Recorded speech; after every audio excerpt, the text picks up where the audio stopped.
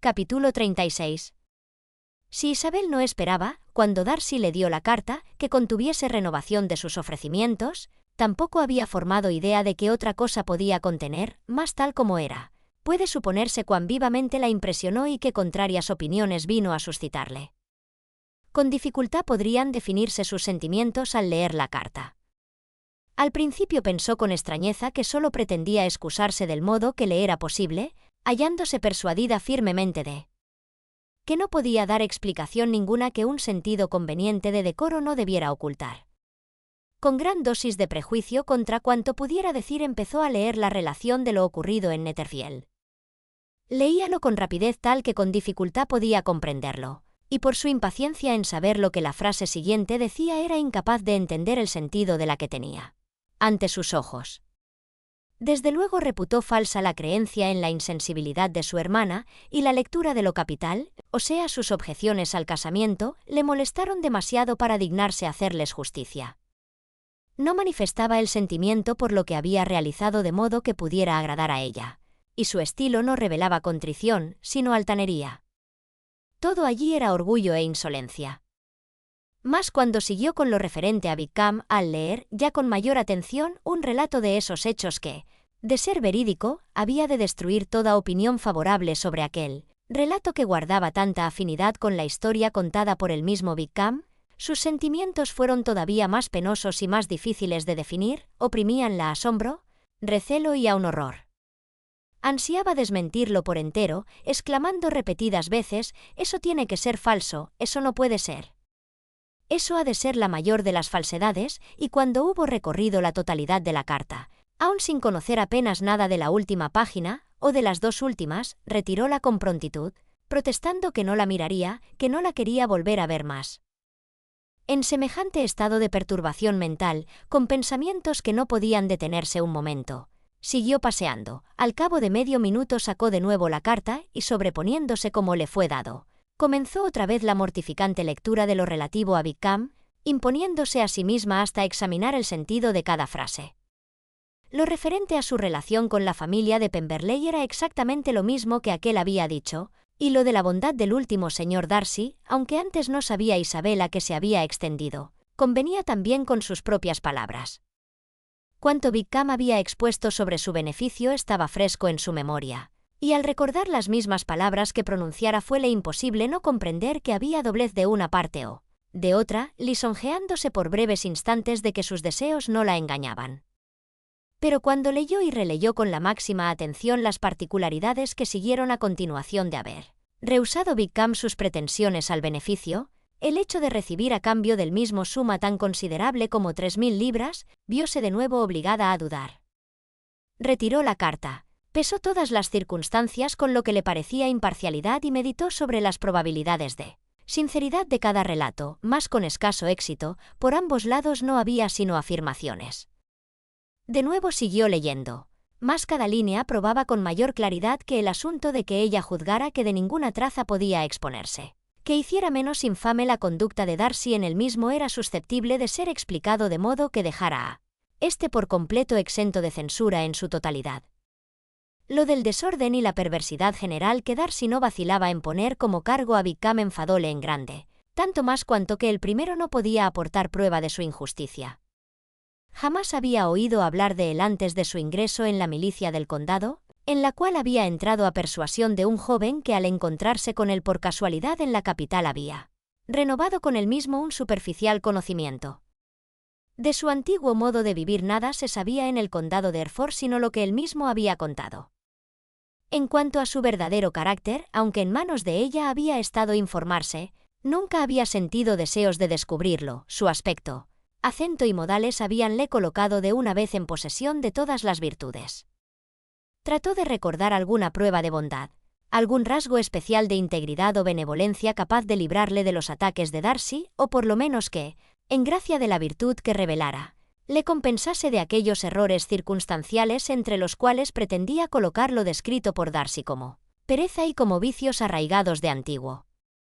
Pero no surgió semejante recuerdo. Podíaselo representar al instante con todo el encanto de su aire y de su atavío. mas no recordar otras cosas más substanciales fuera de la general estimación por parte de la vecindad y la consideración que su trato social le había granjeado entre sus camaradas. Después de detenerse en ese punto bastante tiempo, continuó con la lectura. Pero la historia que seguía de sus planes sobre la señorita de Darcy recibió alguna confirmación con lo sucedido entre el coronel Fitzwilliam y ella en la mañana anterior, y al final se hacía referencia, para probar la verdad de todas las particularidades, al propio coronel, de quien había ella recibido noticias anticipadas sobre su intervención en todos los asuntos de su primo y cuya veracidad no tenía motivo a poner en entredicho. Casi resolvió recurrir a él, mas semejante resolución fue contenida por la grosería que implicaba el hacerlo y rechazada al cabo por completo, por el convencimiento de que Darcy no se habría arriesgado jamás a proponerla sin poseer seguridad completa de la corroboración de su primo. Recordaba a la perfección cuanto habían hablado Wickham y ella. En su primer coloquio en casa del señor Phillips, muchas de sus expresiones estaban aún frescas en su memoria. Ahora notaba lo impropio de tales confidencias a una persona extraña y se admiraba de no haberlo notado antes. Veía la falta de delicadeza que implicaba el ponerse en evidencia como él había hecho, y la diferencia entre sus aseveraciones y su conducta. Recordaba que se había jactado de no temer ver a Darcy, de que éste tendría que abandonar el campo, pero que él permanecería en su sitio, más huyendo no obstante del baile de Netherfield en la misma semana siguiente. También recordaba que hasta haber abandonado el campo la familia de Netherfield no había él referido su historia, sino a ella, mientras que tras la marcha de aquella habíase hablado de semejante historia por doquiera, que ya en esta ocasión no usaba reservas ni escrúpulos en rebajar el carácter de Darcy, por más que con anterioridad le asegurara que el respeto al padre le vedaría siempre dar a conocer al hijo. Cuán diferente le parecía ahora todo cuanto se refería a él. Sus atenciones a la señorita de King semejaban ahora consecuencia de miras pura y odiosamente interesadas, y la mediocridad de fortuna que ella propia poseía ya no aparecía como prueba de la moderación de sus deseos, sino de su viveza para pescar algo. Su proceder con ella no podía haber tenido motivo aceptable. O se había engañado en cuanto a su fortuna o había tratado de lisonjear su propia vanidad alimentándola, preferencia que ella le mostrara incontinenti.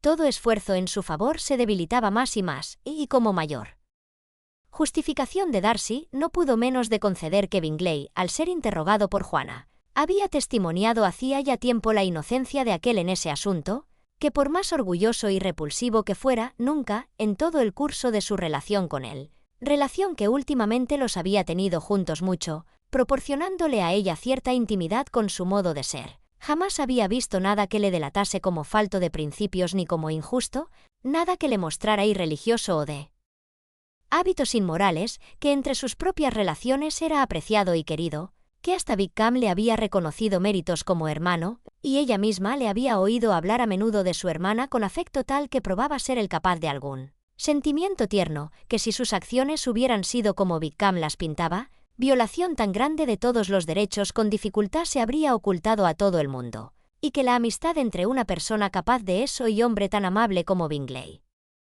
era incomprensible. Llegó a avergonzarse por completo de sí misma.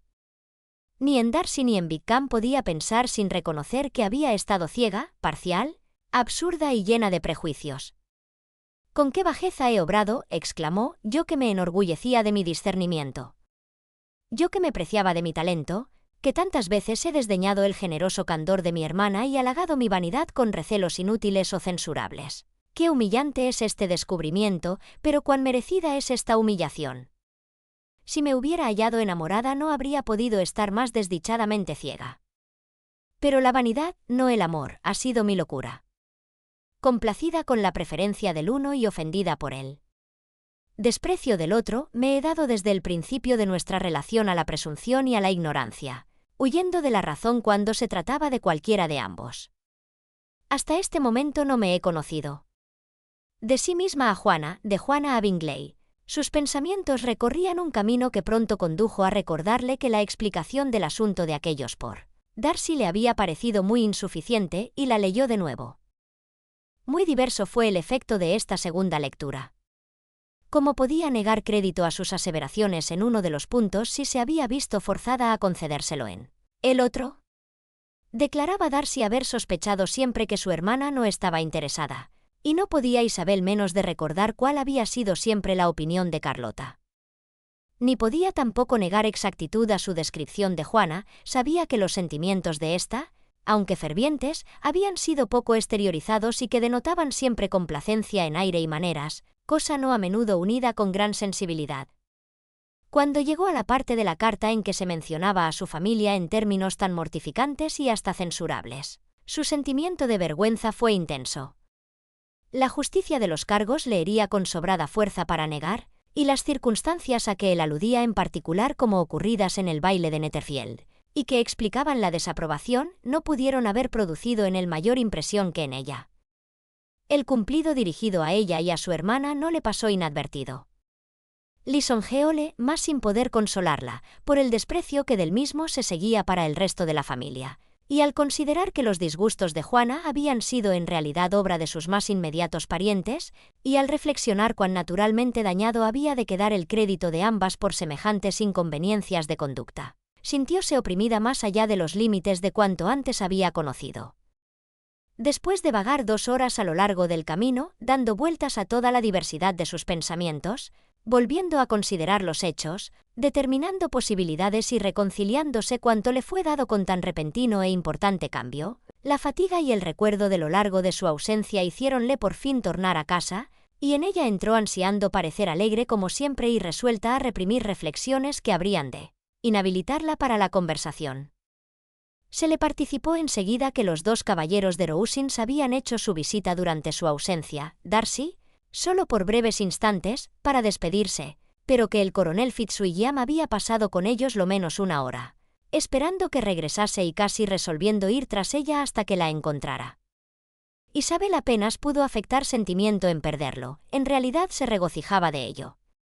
El coronel Fitzwilliam ya no era un atractivo, no podía pensar sino en su carta.